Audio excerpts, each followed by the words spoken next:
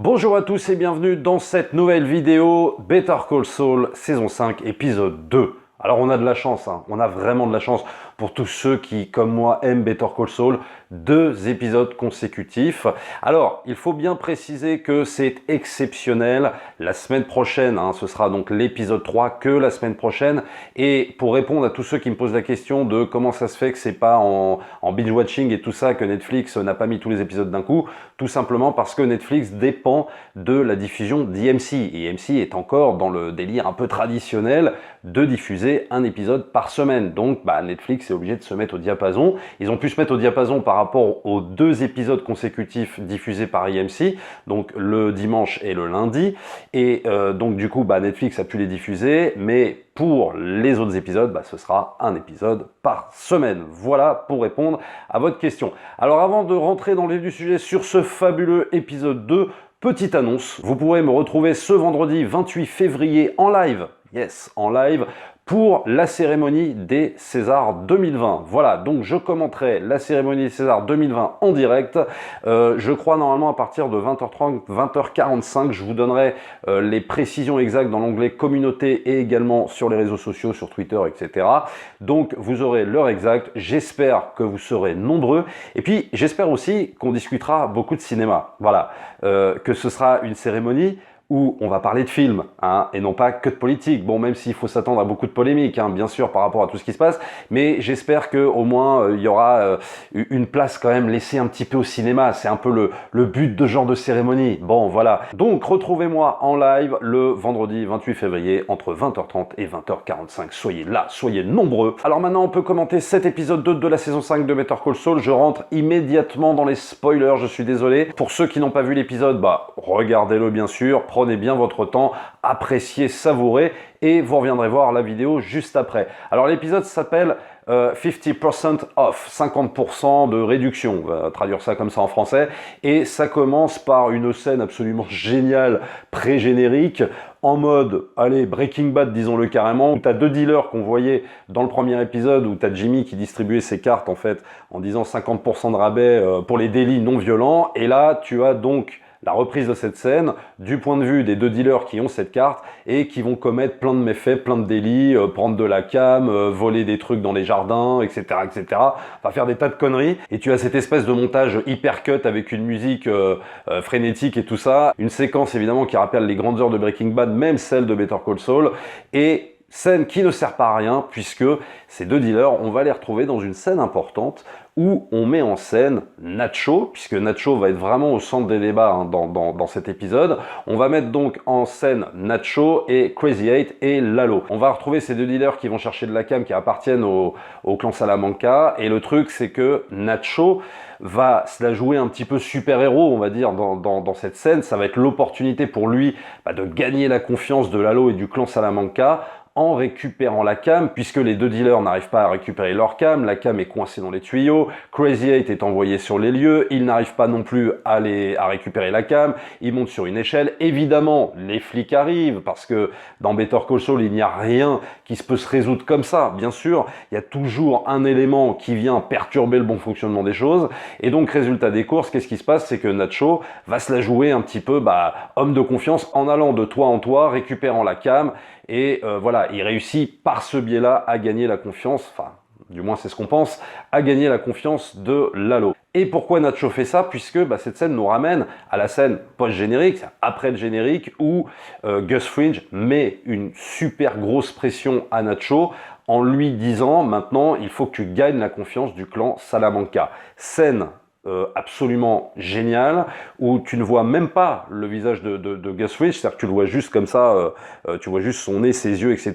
dans le rétroviseur, et t'as vraiment, la façon dont les scénaristes mettent en place ce personnage de Gus Fring, c'est juste phénoménal en termes de mise en scène, c'est méga impressionnant. Et puis ce qui est absolument génial, c'est que c'est que la scène des dealers, qu'on voit au début en mode un petit peu pantalonnade, va servir après dans le récit, etc., etc. Donc tout va s'imbriquer.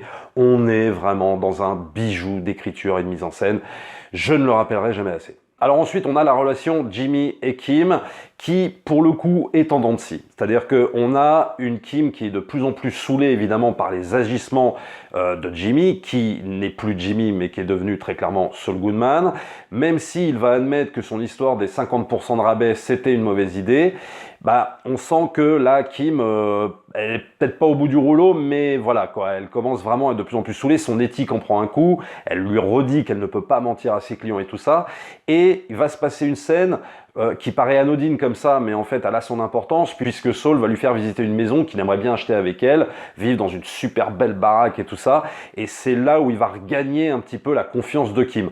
Donc le truc, c'est que leur relation, pour moi, elle est clairement en dents de scie. Elle est plus comme avant, c'est-à-dire qu'avant, il y avait toujours ce côté où Kim se raccrochait un peu à Jimmy McGill. Là, on sent bien que voilà, elle peut s'en détacher un petit peu comme ça du jour au lendemain. Il y a une étincelle qui peut faire tout péter entre eux, mais le truc, c'est qu'il est suffisamment roublard, il est suffisamment malin pour la faire revenir, en fait, dans sa relation. Après se pose la question du personnage de Crazy 8, j'en sais pas plus que vous, c'est-à-dire que là, on se demande ce que Lalo veut faire un petit peu avec ce personnage. Nacho propose de s'occuper de lui, ce à quoi Lalo lui répond « Non, j'ai de meilleurs plans pour lui ». Pour l'instant, sur ce truc-là, ça reste en stand-by. Alors là, je vais faire un petit bond en avant, je vais aller jusqu'à la fin de l'épisode, justement, puisqu'on est sur Lalo et Nacho, où Jimmy se fait interpeller à la sortie du tribunal par Nacho en voiture, il lui demande de monter dans la voiture et hop, l'épisode s'arrête là. Alors là, on peut se dire qu'on est dans la référence à Breaking Bad.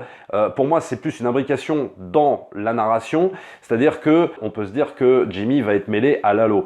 Et ça a du sens, puisque si on se réfère à Breaking Bad, saison 2, épisode 8, normalement, si je ne me trompe pas, dans un épisode qui s'appelait Better Call Saul, justement, où tu as Walter et Jesse qui kidnappent Saul, et en gros, Saul leur demande s'ils n'ont pas été envoyés par un certain Lalo, et il évoque même Ignacio, et Ignacio, c'est Nacho, voilà.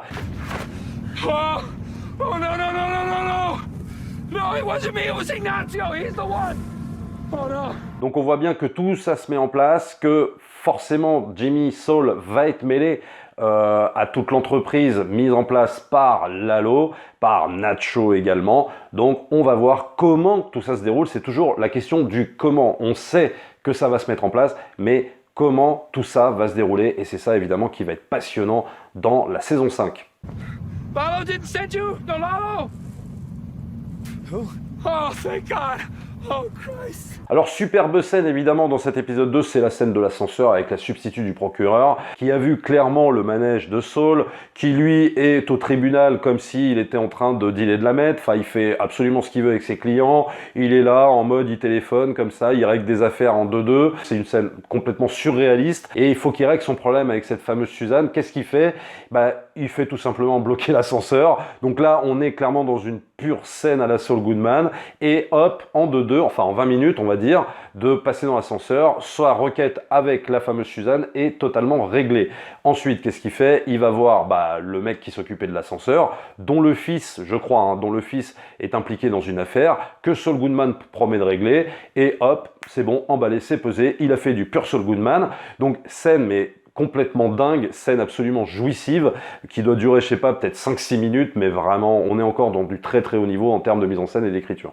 Et pour finir, la dernière scène que j'ai particulièrement appréciée, c'est la scène avec Mike et sa petite fille, où pour la première fois, il pète un câble avec sa petite fille, parce que sa petite fille lui pose beaucoup de questions sur son fils décédé qui était flic. Et là, en 3-4 plans, tu as Mike qui se met en colère, et on voit à travers cette colère tout le problème des agissements de Mike, et sa propre culpabilité, le fait qu'il doit repenser aussi à l'assassinat du fameux Werner dans la saison 4.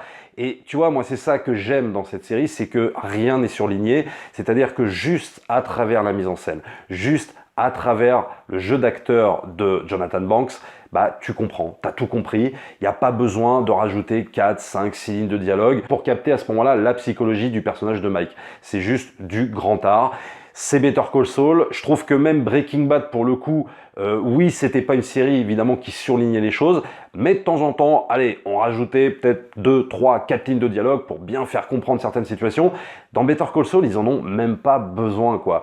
Tu comprends ce qui se passe dans la tête des personnages sans en faire des caisses, et cette scène, à ce niveau-là, je trouve, le prouve super bien. Voilà ce que je pouvais vous dire par rapport à ce fabuleux épisode 2, encore une fois. Si vous ne l'avez pas vu, jetez-vous dessus. Faites-vous, ou alors si vous n'avez pas vu le premier épisode, faites-vous les deux d'un coup. Rendez-vous la semaine prochaine, ce sera donc le 3 mars pour la review de l'épisode 3 de Better Call Saul. Je vous rappelle notre rendez-vous de vendredi 28 février entre 20h30 et 20h45.